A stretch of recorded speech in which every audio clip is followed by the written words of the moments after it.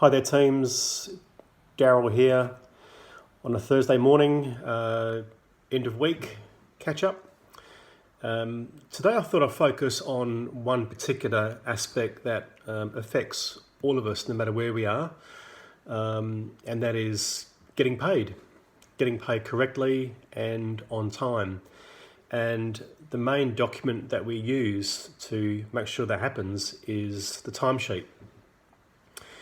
And it appears that there's all sorts of problems when submitting timesheets. And I know I've discussed this before, but I want to go through what some of those key problems are that we find.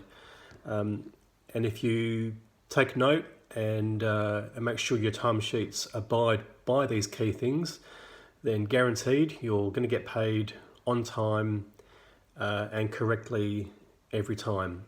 So some of those key mistakes we're finding, believe it or not, full name.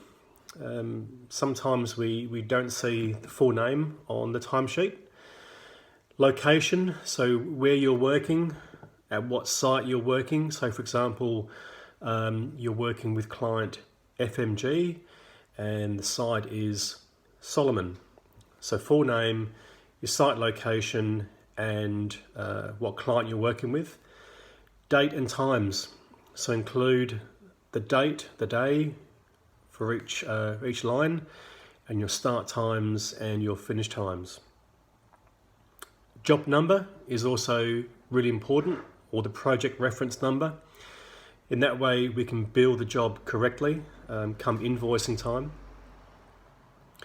It's also important that you sign the timesheet. This isn't a legal document until someone signs it. And the ones that I've seen, a large bulk of them just aren't signed.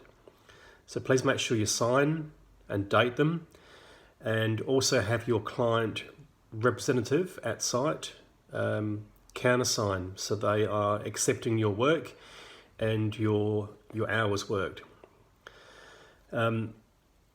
That then comes down to the supervisors and your management team at site to countersign, to check, to run their quality control over the timesheet, and it comes down to Perth for processing.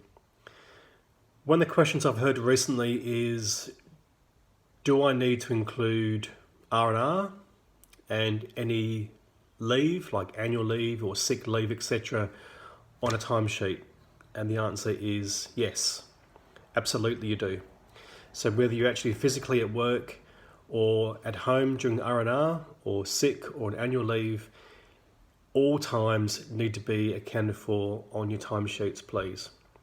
So to recap, the key things are your full name, your location, what client you're working for, what site you're at, the date and time started and finished, job number or project reference number, you sign it, you date it, the client rep countersigns as being correct, your supervisor or manager within Chubb does a QC to make sure it's correct.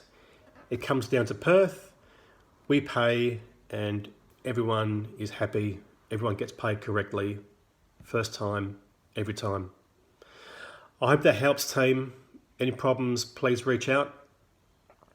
For those of you working at site during Easter, thank you. My thoughts are with you and with your families back home. And for those of you in Perth, lucky enough to have Easter off, stay safe and talk to you next time. Thanks, team.